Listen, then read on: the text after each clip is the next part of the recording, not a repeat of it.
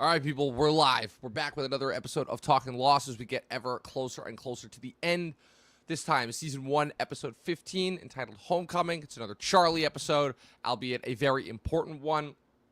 It's a good action-wise episode. We wrap up the Ethan subplot that's kind of been overhanging us the last couple of episodes. And we also get some more insights into Charlie's character as far as certain things that he is willing to do in order to protect those that he cares about. Luke, you got anything to say before we get this episode started? I only think that this episode should have been called Special because we got a whole special ops team on the island at the end there. So, yeah, ready to get into it. Absolutely. And this will not be the last time I will say that we get the Islanders banding together in order to protect themselves. All of this and more on today's episode of Talkin Lost.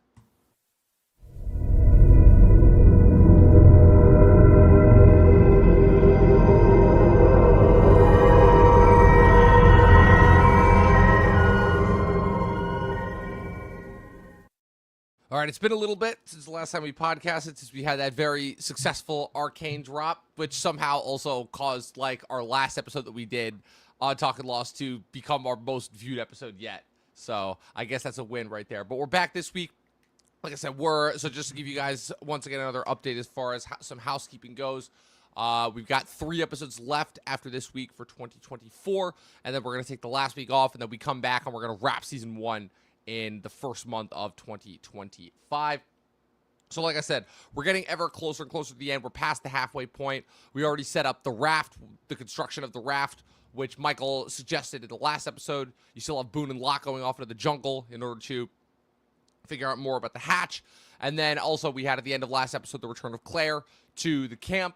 And so naturally the rest of the camp is scrambling. They're like, what happened? How is she back? She apparently also has amnesia and doesn't remember anything since the crash. What are we thinking here, Luke? Is this, at first things seem a little bit, too convenient as far as that goes. So are we thinking this is the island, or are we thinking this is, like, Ethan actually letting her go?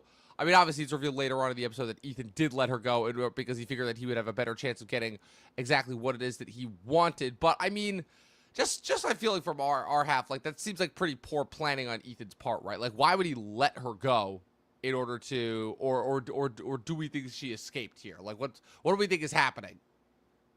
Yeah, I don't know. It's a tough call because there's probably some grander scheme to Ethan's plan. Well, if there was, there won't be anymore. Right. For reasons we'll get to. Could she have escaped? Sure. But I don't know. I don't think it's much of an island one in this one. I think it's more Ethan involved. Well, as Russo was told Saeed, as the rest of the audience could probably figure out for themselves, regardless of whether or not the survivors on the show have, is that Ethan is very clearly not alone and operating by himself, because as Locke points out, it'd be pretty impressive for one man to pull all of that off. So obviously, you know, the survivors have kind of all their different theories as far as what's going on. Charlie obviously is back to worrying about Claire nonstop and trying to actually help her, versus Jack and Locke, I feel like, are more deliberate as far as what they can actually do.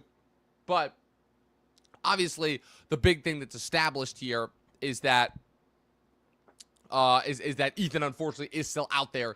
He's still kind of lurking around, as is revealed later on, you know, when Charlie's talking with Jin. And Ethan all of a sudden comes out of nowhere, knocks out Jin, and threatens Charlie, saying that he wants Claire back, or else he's going to kill a member of the surviving party every single day for the day that, for every day that Claire is not returned to him. So that, of course, you know, throws things into a panic right there. The other big thing that, you know, very Joker-esque, if you will. Like I said, it's so funny to me still that Ethan is played by William Mapother, who I've said before is Tom Cruise's cousin, because it's I've always made this joke that, like, Tom Cruise is a lot darker of a side to him, but I feel like William Mapother represents, like, that entire dark side, you know, that Joker-esque nature, if you will, to him. So what do we think of Ethan's threat so far, and how he's just able to kind of come out of nowhere and really have a controlled understanding of the island that the survivors really don't have? Yeah, he's a pretty scary presence, like, compared to other things that are on the island. It's like, you got the polar bear, you got the smoke monster, but he's the scariest. It's like in like any zombie thing, like The Walking Dead or The Last of Us. The zombies are scary, but the bad humans will always be worse. I feel like that's kind of the case here. Whatever the island throws at you, some scary dude is gonna be worse. And yeah, he has the scene with Charlie at the beginning, and then when he emerges in the rain later, uh, yeah, William Apathy, he's just really good at being the creepy dude, and of course he does follow through on this threat, or it's him or it's someone from his group. Well, I guess we'll Yes. see. Yes, he does, and it's interesting as well because also you got a little bit of even though, like I said, this is mostly pretty much a Charlie focused episode. You also get a little bit of more insight. Boone's constant attempts to once again try to prove himself, and how that seems to really be getting in his biggest flaw. You know, even though he's mostly dedicated to the island now, and helping out Locke, he's still got a little bit of something to prove, and we see that when he falls asleep at the search party. And thankfully, though, he doesn't receive any blame because Ethan somehow is able to get out through and attack them through the water directly, which is still kind of insane. So still trying to figure out how he did that part. At least I should say I know how it happened, but it'll be revealed as far as how he was able to do that in the finale. So Yeah, there's a tunnel that I don't know about or yeah. something.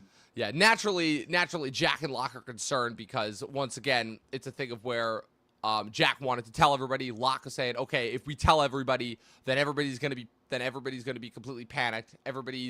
And it's just gonna make things easier for Ethan to infiltrate us. As Locke said, he's like, look, at the end of the day, we still have to continue to acknowledge the fact that we're on his turf. Whoever he is, he was on this island before we were, so he has a more intimate understanding. Again, he was able to infiltrate us without us even realizing, before Hurley realized it.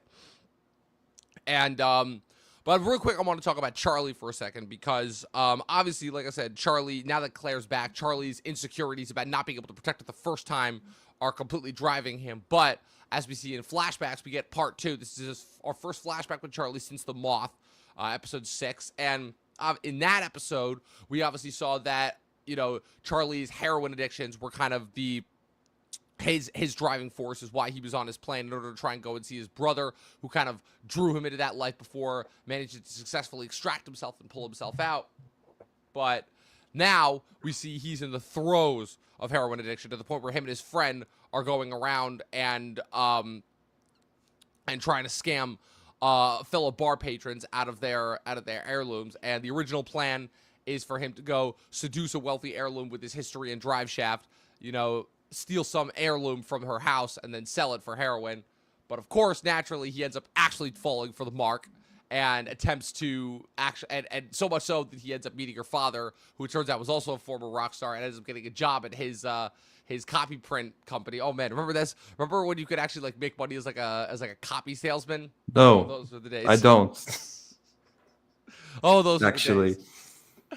And but of course, as his one friend tells him, is like, look, let's see how much you like it when you start to go through a heroin withdrawal. And he tries his best, and unfortunately, it doesn't work. He ends up stealing a Winston Churchill heirloom from the Mark's house.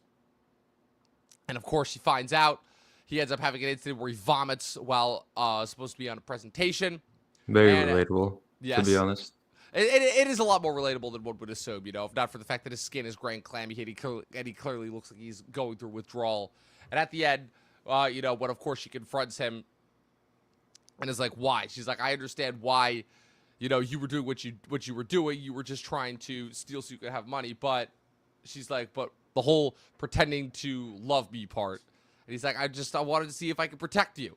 And she's like, you're not going to be able to ever protect anyone. And that, of course, like I said, that's the thesis statement of the episode. Because Charlie, I feel like that's kind of another indicator of who Charlie is at the end of the day, Charlie is attempting to atone for the sins of his past. And, of course, you're going to see, as time goes on, that causes him to act a little bit more erratic than one probably should. But at the end of the day, Charlie is one where, again, I like that this is, I feel like the part 1, I like that we're getting part 2s of people's backstories, with the exception of Kate's, because as you see in the next couple of episodes, because this is the beginning of the next couple of part 2 of character arcs that we had. Like I said, we had a part 2 of Jack's, of Kate's, Now we have part 2 of Charlie's arc. Next week is part 2 of Sawyer's arc. And then we get Jin and Sun. And then we're going to get part 2 of Locke and Saeed as well before the end of the season. And then part 3 as well for Kate. And basically how... 3 parts for Kate. Damn. Yeah, I know. She gets a lot.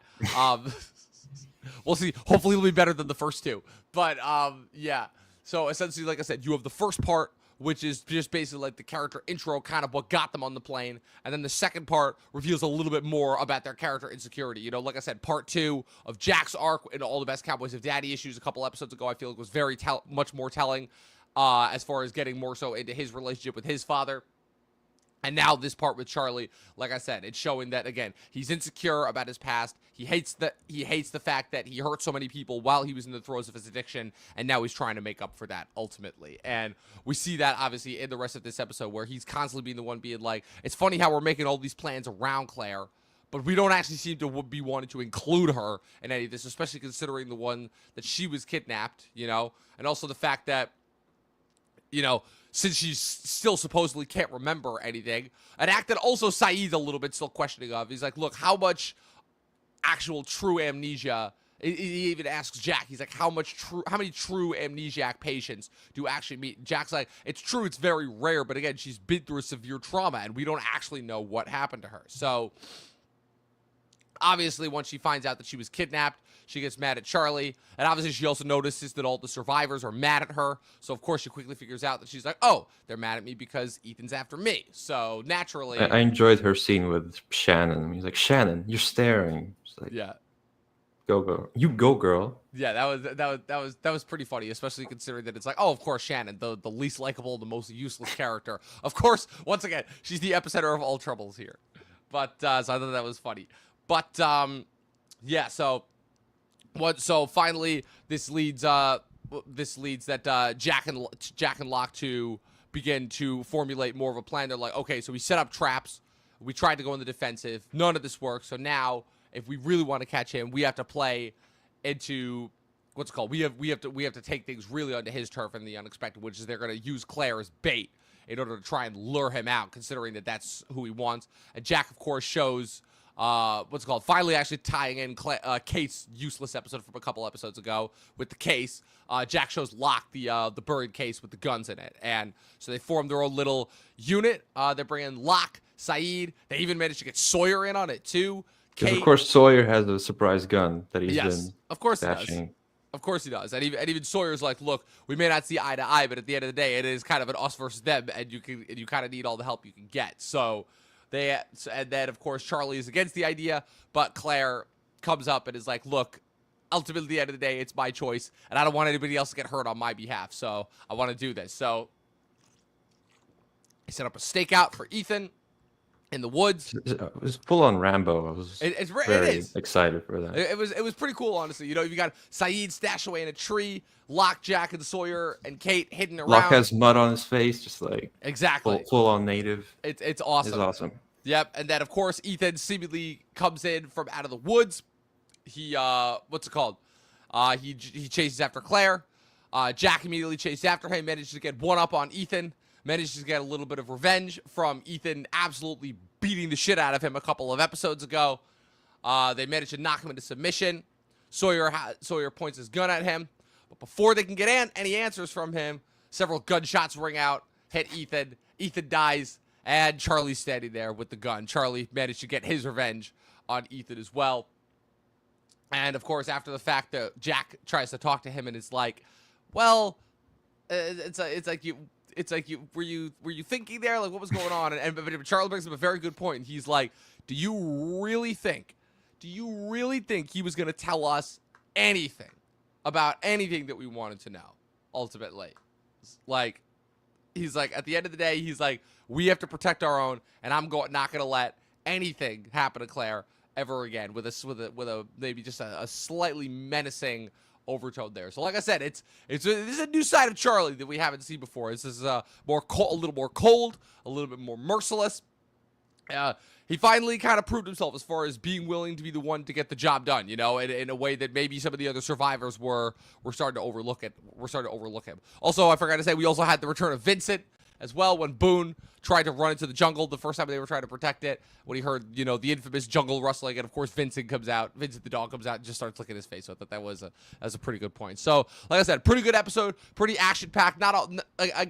It's more so a resolving of one arc. Like I said, Ethan, that loop has been closed, so now we pretty much just have for dictating the rest of the season is the construction of the raft and Locke and Boone's continued further attempts in order to get through the hatch. Like I said, all of which will be resolved by the time we get to the end of the season. But like I said, we're getting close to the end of season 1, so we're almost finished with part 1 of 6 of this massive, crazy journey. So, like I said, pretty good episode overall. Not one of my favorites. Not one of the best, I would say.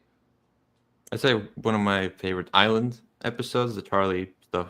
It was decent, but I really like the island stuff, especially at the end. I've just finished watching Daredevil, and that has a lot of choreographed combat. So just 2 big burly men in the rain slugging it out was fun to see. And and then I was like, yes, they got him. They're gonna get some answers out of him. And then bang, bang. It's like this is Infinity War all over again. Yep, like they had him, and then poof. Quite literally, if anything, this was the kind of Lost first thing to show you. It's like, oh, you think you're gonna get answers the straightforward way? Guess again. I feel like this 10 is more episodes. Yep. Just like, yeah, this is a lot. Don't worry though. Ethan, like I said, Ethan is the indicator of like I said, Ethan was our first indicator of the others and their presence on the island, but they will not be the last. Unfortunately, the unfortunate thing is that obviously there again, as we're gonna get into it more, there's certain plot lines, certain things that they could have built up to faster. Ultimately, I'm not saying that Lost is bulletproof against all of its criticisms of the past. Unfortunately, as we've seen in the last few episodes, I would say now the filler episodes are definitely there, especially when they have that quota where they have to hit that 22, 23 episode count. But overall, it still makes for some very good, very entertaining television. And like I said, this was still one of the good episodes. So, but like you said, this is a binge show in the network era, so yes. it's showing those signs of being ahead of its time. Yes, even. Absolutely. Could not agree more. So, like I said, with that being said, nice quick episode, shorter episode today. We'll be back next week for Outlaws, which is going to be our next Sawyer episode, and then after that, we have In Translation, and then, like I said, we're going to wrap December and 2024 at our first bulk of our Talkin' Lost run with Numbers, which is, again, an incredibly important episode, one of the most important episodes of Lost's entire run. So with that being said, Luke, thanks once again for coming on. Where can people follow you on the interwebs? I just want to say that Lost has inspired me to start watching another plane crash flashback-oriented show, and that's Yellow Jackets, where the crash is the flashback. Yes. And then so that's something. I think season 3 comes out in February or something. Yep. So, season 3 comes out in February. So I watched 2 episodes, and I've enjoyed it so far. Yeah, it's pretty good. It's very good. It literally, Yellow Jackets, the way that I see it, is it's a much more condensed version of Lost that puts much more emphasis on the supernatural than Lost, which, as you see, is, I would say, a pretty good mix, but for the most part, more of a sci-fi show, at least up until the end. So, yeah, that'll be interesting. So we can cover that if you want as well. Once we cross that bridge. But like I said, we are getting closer to the end of the year, people. We are officially in December, which you know what that means. We're gonna be it's Oscars time. We're getting ready for those top 10 lists, end of the year lists that we're gonna be putting out in January. I see Wicked this week. Yes, you'll finally be able to see Wicked. So we'll be able to share some thoughts. And the U.S. can see Flow. Go watch Flow. Yes, everyone. I'm very excited to watch that. I'm very, very excited to watch that. It looks like it's gonna be fun. But Luke, where can the good people follow you on the interwebs? You can follow me at Luke Reviews on YouTube. Again, top 10 is coming around. I should probably start working on it because I think I'll watch Wicked and then I'll start properly working on it because I don't. Actually, Nosferatu. I'll wait for Nosferatu and then properly start working on it. Yeah, Nosferatu, and then also don't forget Brutalist and Nickel Boys are two that you definitely. We are not getting those. Oh, you're not. Yeah, until about January probably. Yeah, that makes sense. Yep, we'll see. I also wanted to give a quick shout out as well. I saw Daniel Craig's Queer over the weekend, which is for me easily one of my favorite movies of the year. Luca Guadagnino. It's like every other one of his movies I love. Like I said, I thought Call Me by Your Name and Challengers were just okay, but Suspiria, Bones and All both made my top 10s of their respective years, and I think it's safe to say that Queer, I believe, is also going to have my top 10. It starts off as Daniel Craig being a cruising swinger in 1950s Mexico City, who also doubles as a heroin addict, and he hooks up with Drew Starkey from Outer Banks, and the ending is something very reminiscent of 2001: A Space Odyssey. It is a wild movie, to say the least. But You like the weird Guadagnino. I like the weird Guadagninos. That's my Guadagnino. So every time Guadagnino he's tries, apparently doing like a DC movie with Daniel Craig. I'm not sure about that. I don't think that's gonna happen. I don't think that's gonna happen. I know his next movie is that After the Hunt movie with Julia Roberts and Jacob Elordi. But yeah, I think he has like 20 movies that he's meant to do. Yeah, but it's a we'll lot. see. It's a lot. But like I said, you guys can follow me with everything going on at Movie Nerd Reviews across all platforms, at Official Talkin TV Podcast across all platforms. Be sure to follow. Be sure to keep tuning in for new episodes as we get closer and closer to the end. Like I said, we're almost done with season 1. It's crazy that we've made it this far. And as always, people, 12 seasons in a short film, and watch more fucking movies. And in this case, Lost. We'll see you guys next time. And also tune in tomorrow for my Wicked review as well. We'll see you next time.